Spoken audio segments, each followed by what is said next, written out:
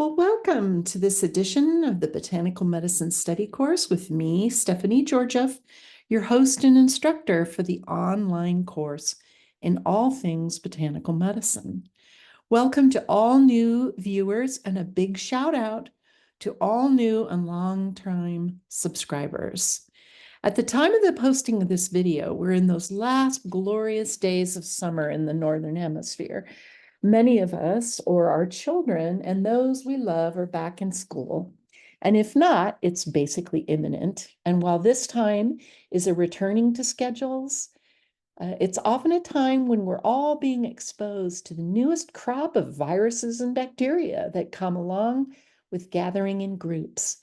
So in the interest of helping us all prepare for the oncoming inevitable bouts of colds and flus, for this week's Herb of the Week, we'll be exploring an incredible gift from nature that is not only delicious, but also very healing. And it is thyme. So it's thyme for time. Even though it's spelled thyme, it's pronounced thyme. Now, the Latin binomial for thyme is Thymus vulgaris, and it's a species of flowering plant in the mint family of Laminaceae. And this is native to Southern Europe from the Western Mediterranean to Southern Italy. But it pretty much grows almost anywhere it's been planted. And it can grow anywhere from 6 to 12 inches or 15 to 30 centimeters tall and 16 inches or 40 centimeters wide.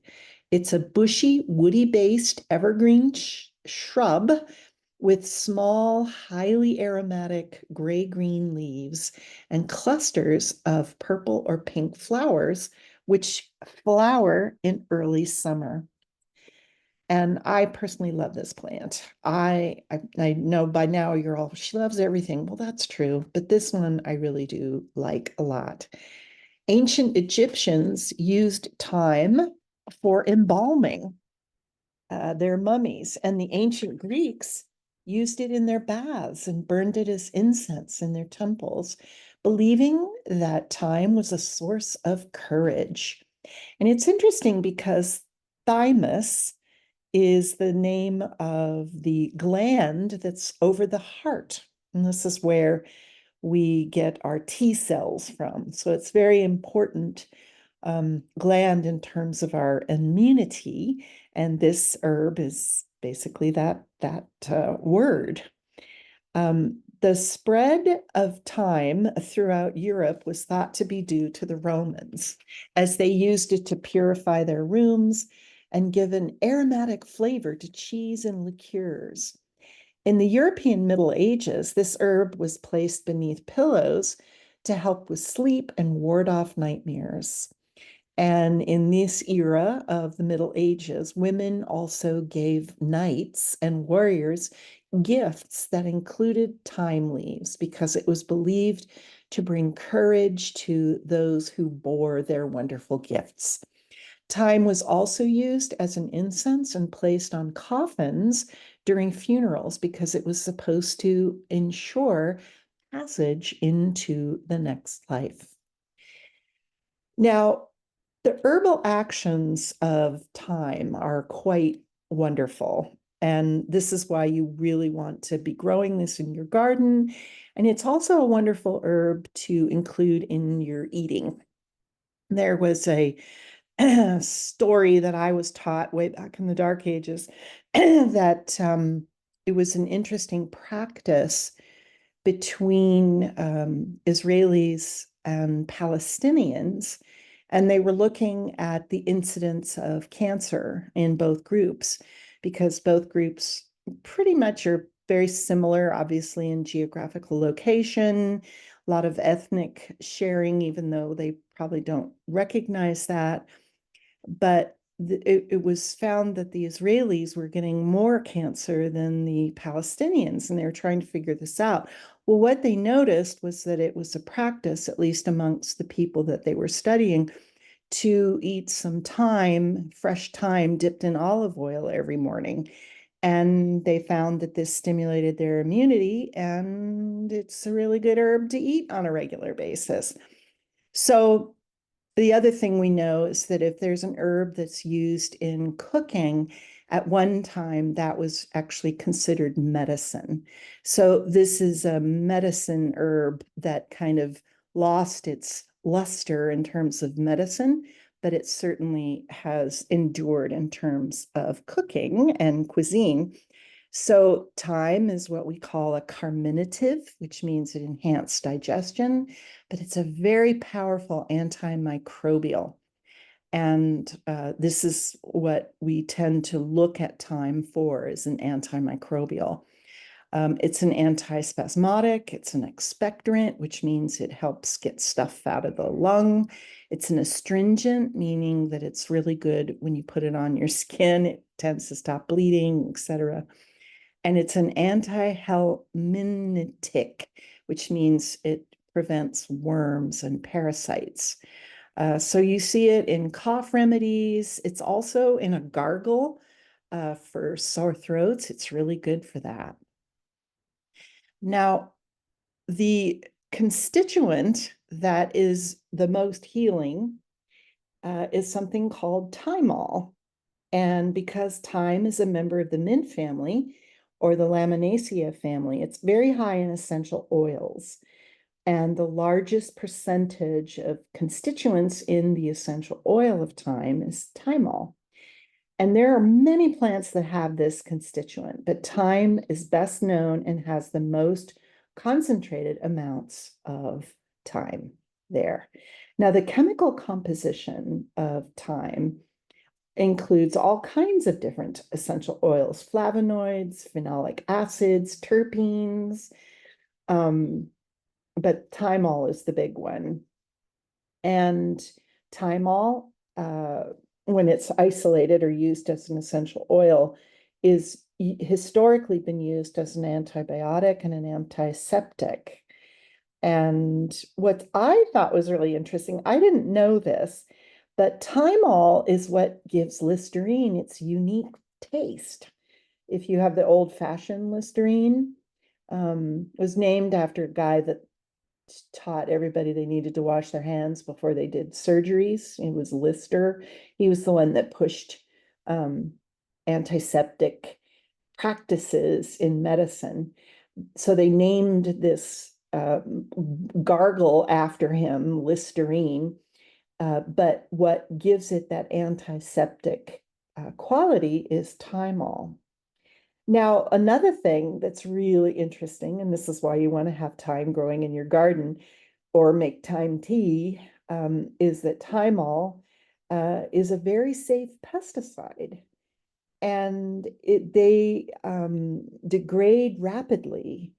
And so they're very low risk. This is a very low risk in term and a safe alternative to other more synthetic pesticides. So make yourself some thyme tea and spray it on your plants and see what happens with that.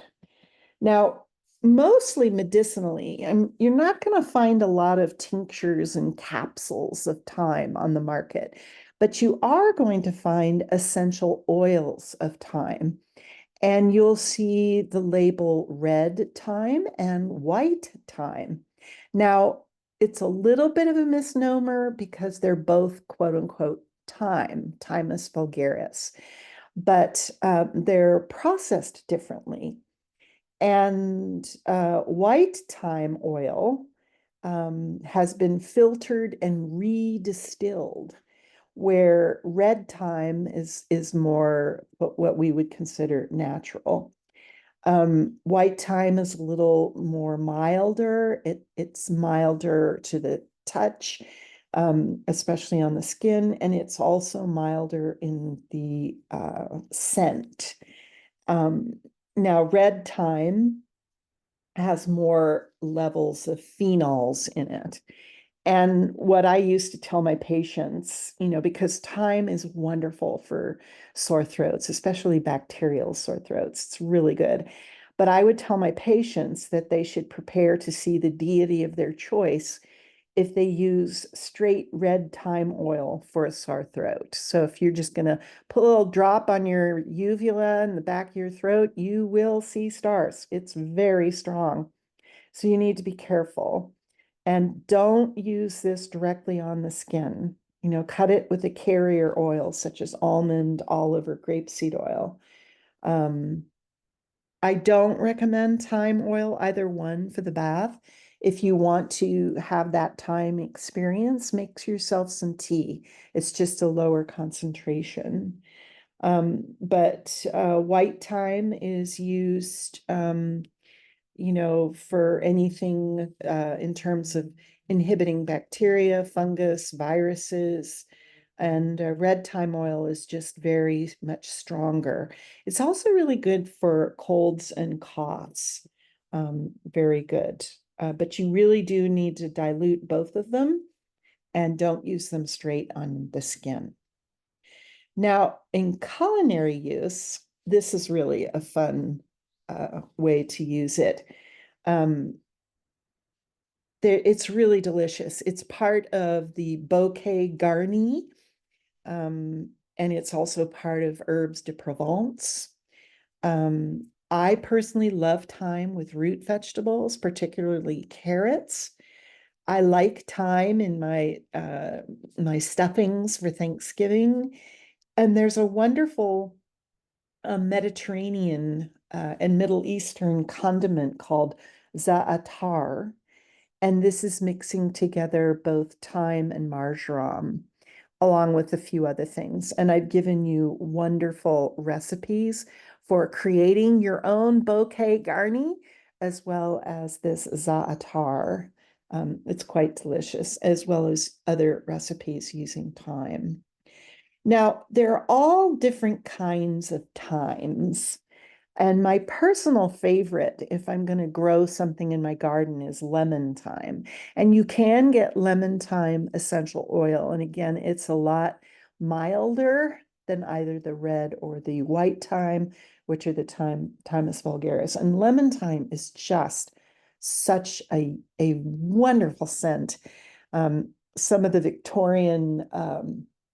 Victorian gardens would have lemon thyme growing in small hedges along walkways. So ladies' dresses would, brush past it and you'd get this wonderful waft of lemon scent. It's a very wonderful, easy plant to grow. You can grow it in containers.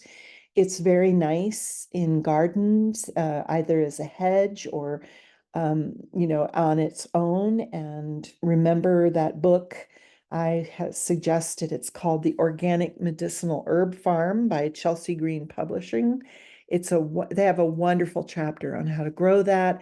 And I've also listed a link in the program notes on how to grow thyme. So however you want to incorporate this incredible plant into your garden or your cuisine, or if you want to start using it medicinally, it's really quite a wonderful gift. It's easy to grow, and it's just such a great ally from the plant world. So this is Stephanie Georgia saying thank you so much for spending your valuable time with me. Make sure to check out the links in the program notes. And until next time, be well.